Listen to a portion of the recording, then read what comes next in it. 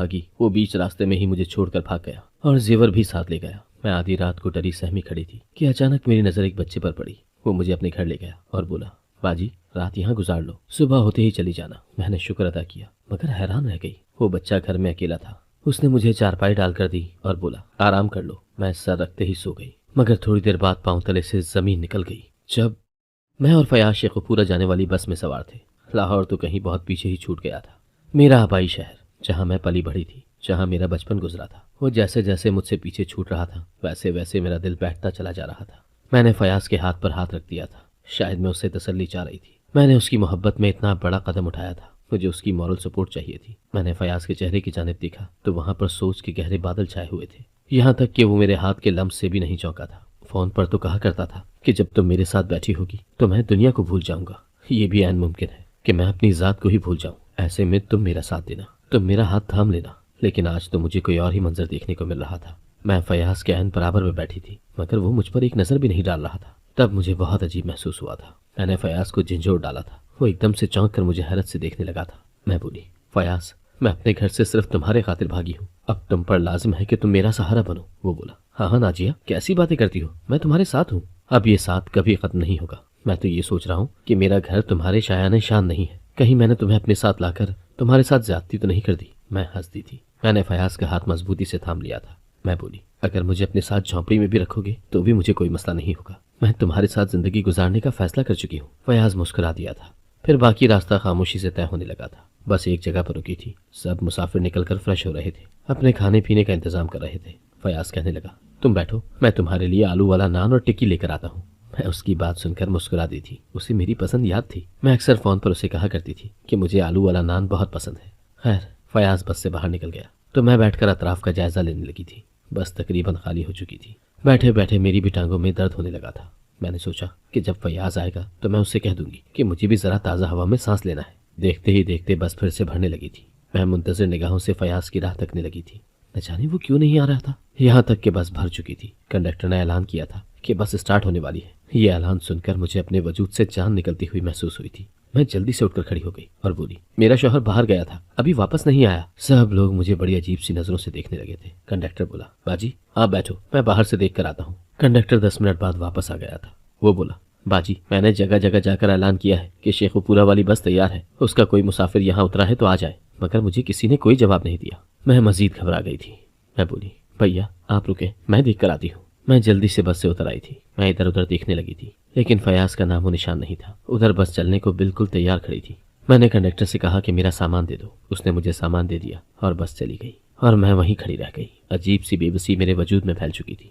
मैं इधर उधर फयाज को ढूंढती रही थी मगर वो मुझे कहीं भी नहीं मिल रहा था। मैं थक हार कर एक बेंच पर बैठ चुकी थी। रात गहरी थी। मैंने सोचा कि फयाज यहीं पर लौट कर आएगा, इसीलिए मैं उधर ही बैठकर उसका इंतजार करने लगी थी। तब मुझे कुछ अजीब सा एहसास हुआ था। मैंने चौंक कर देखा तो 2 अय्याश से लड़के मेरी तरफ बढ़ रहे थे। उनके चेहरों पर मकरूह मुस्कुराहट फैली हुई थी। मैं जल्दी से उठकर खड़ी हो गई थी। मैं चलने लगी थी। मैं घर से जो नकदी और जेवरात लेकर भागी थी वो तो मैंने आते ही फयाज के हवाले कर दिए थे। अब मेरे पास फकत एक बैग था जिसमें मेरे 2 जोड़े थे।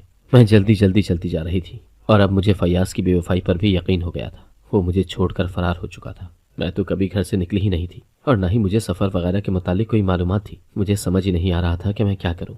मैं चलती हुई एक सड़क पर आ गई थी। वो लड़के अब भी मेरे पीछे थे। मैं आधी रात को डरी सहमी खड़ी थी और मेरी सूरत हाल का मुजरिम कोई और नहीं बल्कि फयाज था। मेरी आंखों से आंसू बहने लगे थे कि अचानक मेरी नज़र एक बच्चे पर पड़ी। वो मेरी जानिब भी देख रहा था। मैं हैरान हुई कि वो रात के इस पहर यहाँ क्यों खड़ा है। उसके वालिदैन कहाँ हैं? तभी वो बच्चा मेरे पास आ गया। वो बोला, मेरे साथ चलो, मैं देख रहा हूँ कि ये लड़के आपका पीछा कर रहे हैं। मैंने सोचा कि डूबते को तिनके का सहारा। मैंने भी उस बच्चे का सहारा ले लिया और उसके साथ चलने लगी थी। मैं बोली, मुझे कहाँ लेकर जाओगे? वो संजीदा था। कहने लगा, महफूज मकाम पर। मैं भी चुप कर गई। यूँ रास्ता कटता गया था। मैंने पीछे मुड़कर भी नहीं देखा था कि क्या वो लड़के अभी भी मेरा पीछा कर रहे हैं या नहीं। खैर वो मुझे अपने घर ले गया। बोला, बाजी रात यहाँ गुजार लो, सुबह होते ही चली जाना। मैंने शुक्र अदा किया था कि एक रात रहने के लिए मुझे छत तो मिल गई थी मगर मैं हैरान इस बात पर थी कि वो बच्चा घर में अकेला था। खैर अभी हर सू अंधेरा भी था मगर इस अंधेरे में भी मैं जान गई थी कि इस वक्त घर में इस बच्चे के अलावा और कोई नहीं था। उसने मुझे चारपाई डालकर दी और बोला, आराम कर लो। मैं जल्दी से बोली, तुम्हारे वालिदैन कहाँ हैं? वो पीछे भी नहीं मुड़ा था और बाहर निकल गया। मैंने अब तक उसकी शक्ल भी गौर से नहीं देखी थी। वो बोला, अंदर से कुंडी लगा लेना। मैंने इस बात में सर हिला दिया था। जब वो बच्चा बाहर गया तो मैं चारपाई पर गिरने के से अंदाज में लेट गई थी। जैसे ही मैंने सिरहाने पर सर रखा तो मैं सो गई, मगर थोड़ी देर बाद पांव तले से जमीन निकल गई। जब आज 3 रातें हो गई हैं, मुझे हर रात दुल्हन की तरह सजना पड़ता है, और मैं ये सब अपनी खुशी से नहीं कर रही थी। ये मेरी मजबूरी है, मेरी जिंदगी की सबसे बड़ी मजबूरी। मुझे रह रहकर अपने गलत फैसले पर बहुत अफसोस होता है। मैंने क्यों घाटे का सौदा किया, मैंने क्यों फयाज के खातिर अपना सब कुछ लुटा दिया। मैं यही सब सोचकर आंसू बहा रही थी जब मुझे कमरे के बाहर से खटपट की आवाज़ सुनाई देने लगी थी। मैं सहम गई थी। मैं जानती थी कि ये कोई और नहीं बल्कि वही छोटा बच्चा है जो मुझे अपने साथ घर लाया था, जो अभी मेरे घुटनों के बराबर भी नहीं पहुंचा था। उसने मुझे जिंदगी का बहुत बड़ा सबक सिखा दिया था। अचानक मेरे कमरे के दरवाजे पर किसी ने जोर से टांग मारी थी और दरवाजा खुलता चला गया था। सामने का मंजर देखकर मेरी रूह कांप गई थी, क्योंकि वहां तो मेरा नाम नाजिया इफ्तिखार है। मैं अपने वालिदैन की इकलौती औलाद होने के बावजूद किसी किस्म के नाज नखरों में नहीं पली थी, बल्कि मैंने तो बहुत महरूम से जिंदगी गुजारी थी। मेरे पास कोई ऐसा रिश्ता नहीं था जिससे मैं अपने दिल की बात कर लिया करती, जिससे मैं अपने दुख सुख ही बांट लिया करती। खुदा ना खास्ता ये नहीं है कि मेरे वालिदैन हयात नहीं थे, वो जिंदा थे, मगर उनके होते हुए भी मैंने हमेशा खुद को तन्हा ही पाया था। मैंने जब थोड़ी सी होश संभाली तो अपने इर्द गिर्द अजीब सा माहौल पाया था। मेरी अम्मी बड़े ढीले से मिजाज की औरत थी। वो सारा दिन चारपाई पर लेटी रहती थी। उन्हें मुझसे कोई सरोकार नहीं था, हालांकि मैं उनकी इकलौती बेटी थी। मेरे कपड़े मैल कुचैल से अटे होते, मगर फिर भी अम्मी ने कभी मुझ पर कोई खास तवज्जो नहीं दी थी। मैं थोड़ी बड़ी हुई तो मुझे खुद एहसास होने लगा था कि मैं तो निहायत गंदी रहती हूँ, जबकि मेरे आसपास के घरों की लड़कियां हमेशा साफ सुथरी रहती हैं। उनके देखा देखी मैंने भी अपनी सफाई सुथराई का ख्याल रखना शुरू कर दिया था। हैरत तो मुझे इस बात पर होती थी कि मेरे अब्बू ने अम्मी से कभी ये क्यों नहीं कहा कि अपनी बेटी का ख्याल रखा करो, और कुछ नहीं तो मुंह हाथ ही धुलवा कर साफ सुथरे कपड़े पहना दिया करो। खैर, इस सब में अब्बू का भी कसूर नहीं है। वो रात के 8 बजे के बाद ही घर लौटा करते थे। ऐसे में वो खुद इतने थके होते थे कि खाना खाने के बाद बस सोने की ही किया करते थे, और फिर वो सुबह सवेरे घर से निकल जाया करते थे। उनके जाते ही अम्मी भी बिस्तर पर ठहर जाया करती थी, जबकि मैं गली मोहल्ले में खेलने चली जाया करती थी। गर्मियों की दोपहरें बड़ी लंबी हुआ करती हैं। हमारे इलाके में दोपहर के वक्त सारा मोहल्ला बिल्कुल सुनसान पड़ जाया करता था। मेरी सारी हम उम्र सहेलियों को उनकी अम्मियाँ घर पर बुला लिया करती थी, मगर मेरी तरफ मामला उल्टा था। मैं जब घर जाती तो अम्मी मुझे खाना खाने को देती और फिर कहती, जाओ बाहर जाकर अपनी सहेलियों के साथ खेलो, मुझे बहुत नींद आई है, तुम घर में रही तो खटपट करती रहोगी, मैं बेजार हो जाती हूँ तुमसे। और मैं कहती, अम्मी इस वक्त तो मेरी सारी सहेलियाँ अपने अपने घरों में बैठकर खेलती हैं। तो अम्मी कहती, तुम भी अपनी किसी सहेली के घर चली जाओ और उसके साथ बैठकर खेल लो। मुझे भी वैसा अपना घर को इतना अच्छा नहीं लगता था, इसीलिए अम्मी के कहने पर मैं जल्दी से बाहर निकल जाया करती थी। उन दिनों मैं 10 बरस की हो चुकी थी। मैं अपनी जिस सहेली के भी घर जाती उसकी अम्मी मुझे दरवाजे से ही वापस भेज दिया करती थी, ये कहकर कि दोपहर के वक्त तो जिनों के बच्चे भी आराम करते हैं, तुम भी आराम किया करो। मैं मायूस होकर घर की जानिब जाती तो घर के दरवाजे पर ही मुझे कुंडी लगी हुई मिलती थी। मैं फिर से बाहर सड़क पर आ जाती। फिर मैंने खुद से बड़ी बाजी अजरा के घर जाना शुरू कर दिया था। वो पेशे के लिहाज से दर्जन थी, उसकी उम्र 22 बरस थी। बाप बेचारा माजूर था, वो सारा दिन घर में पड़ा रहता था, जबकि माँ 1-2 घरों में काम किया करती थी। बाजी अजरा सारा दिन अपने घर की छत पर बैठी सिलाई करती रहती थी। मैं उसके पास पहले पहल तो अपनी गुड़िया के कपड़े सिलवाने जाया करती थी। फिर हम दोनों में दोस्ती हो गई। हम दोनों आपस में ढेरों बातें किया करती थी। इस बेतुकी दोस्ती ने मुझे वक्त से पहले बहुत बड़ा कर दिया था, क्योंकि जब बाजी अजरा को मुझ पर यकीन हो गया तो वो मेरे सामने ही अपने खुफिया मोबाइल इस्तेमाल करने लगी थी। वो लड़कों के साथ बातें किया करती थी। हैरत की बात तो ये थी कि वो किसी एक लड़के से बात नहीं किया करती थी। एक का फोन बंद होता तो दूसरे का आ जाया करता था, और शाम तक ये सिलसिला यूं ही चलता रहता था। उन दिनों ये इश्क मोहब्बत मुझे भी बहुत अच्छा लगने लगा था। मैं बाजी अजरा और लड़कों की बातें सुनती रहती थी। ये सभी मेरे जहन में रच बस गया था। फिर ये हुआ कि एक दिन अजरा बाजी मुझसे कहने लगी, नाजिया अब तो तू मेरी बहुत अच्छी सहेली बन गई है, तुम्हें मेरा एक काम करना होगा। मैंने हामी भर ली और बाजी से काम का पूछा तो वो कहने लगी, काशिफ किरियाने स्टोर वाला आज मुझसे मिलने के लिए आएगा, तुम ऐसा करना कि सीढ़ियों में खड़ी होकर हमारा पहरा देती रहना। मैं बोली, बाजी ये तो बहुत गलत बात है, ऐसे किसी लड़के के साथ नहीं मिलना चाहिए। बाजी अजरा मेरी बात सुनकर हंस दी और बोली, जा नाजिया, तुमने हमारी इतने माह की दोस्ती से अभी कुछ सीखा ही नहीं है। मोहब्बत में कुछ भी गलत और सही नहीं होता। तब मेरे दिल में ये सवाल बार बार पैदा होता कि मैं बाजी से पूछूं कि मैंने तो सुन रखा है कि एक वक्त में एक शख्स से ही मोहब्बत हो सकती है, फिर आप एक वक्त में इतने लड़कों से कैसे मोहब्बत कर लेती हैं। मगर फिर ये सोचकर चुप कर जाती कि कहीं बाजी बुरा ही न मान जाए, ये ना हो कि मैं उनकी दोस्ती से ही हाथ धो बैठूं। खैर, मैंने बाजी अजरा के कहने पर पहरा दे दिया था। जब काशिफ चला गया तो मुझे बाजी ने आवाज़ देकर छत पर बुला लिया था। वो बहुत खुश नजर आ रही थी। कहने लगी, ये देखो काशिफ मेरे लिए क्या लाया है। मैंने बाजी का शॉपर खोलकर देखा तो तंग रह गई थी, क्योंकि उसमें हर चीज़ मौजूद थी। पापड़ों से लेकर शैम्पू और ब्लीच क्रीम तक हर चीज़ मौजूद थी। वो मुस्कुराकर कहने लगी, नाजिया मेरी एक बात याद रखना, तुम अपनी मोहब्बत यूं ही किसी लड़के पर मत लुटाना, बल्कि उससे अपना भरपूर फ़ायदा भी निकलवाना। यूं ही अजरा बाजी मुझे इश्क मोहब्बत पर बहुत सी टिप्स दिया करती थी, और फिर उनकी शादी तय पा गई थी। मैं उनकी मुतवक्के जुदाई का सोच सोच कर रोती रहती थी। तब बाजी बोली, पगली, तुमने बिला वजह रो रो कर खुद को हलकान कर लिया है। ये ले मेरा मोबाइल। शादी के बाद तो मेरा मियाँ वैसे भी मुझे नया मोबाइल दे देगा, तो इस मोबाइल पर मुझसे रब्ता कर लिया करना। मैं बहुत ज्यादा खुश हो गई थी। यूं अजरा बाजी की शादी तो हो गई थी, मगर उसके आशिकों के फोन आते रहते थे। मैं भी अजरा बनकर उनसे बातें करके अपना दिल बहला लिया करती थी। उन्हीं दिनों उस फोन पर फयाज का फोन आ गया था। वो अजरा बाजी के जानने वाले लड़कों से मुख्तलिफ किस्म की बातें किया करता था। वो बहुत सोच सोच कर और ठहर ठहर कर एक एक लफ्ज इस्तेमाल किया करता था। मुझे उसका यह अंदाज बहुत अच्छा लगता था। मैं तो वैसे भी सारा दिन घर की छत पर ही रहा करती थी और मेरी अम्मी को इस चीज से कोई मसला नहीं था। उन्होंने तो कभी झांक कर ये देखना भी मुनासिब नहीं समझा था कि उनकी जवान जहां बेटी सारा सारा दिन अकेली छत पर क्या करती रहती है। ये भी तो हो सकता था ना कि मैं ऊपर से लड़कों को तांग झांक किया करती, लेकिन मेरी अम्मी को कोई परवाह नहीं थी। इसीलिए मेरी और फयाज की दोस्ती बहुत बढ़ गई थी। हम दोनों अब हर पल फोन पर बातें किया करते थे। उन्हीं दिनों मेरी अम्मी का भाई उनके गांव से हमारे घर रहने के लिए आ गया था। वो अजीब लोफर किस्म का लड़का था। मैं तो उसे मामू कहते हुए भी हिचकिचा रही थी, क्योंकि वो उम्र में मुझसे तकरीबन 2-3 साल ही बड़ा लगता था। मेरे मामू के आने की वजह से मेरे लिए मुश्किलात पैदा हो चुकी थी। वो सारा सारा दिन मुझ पर नजर रखकर बैठा रहता था।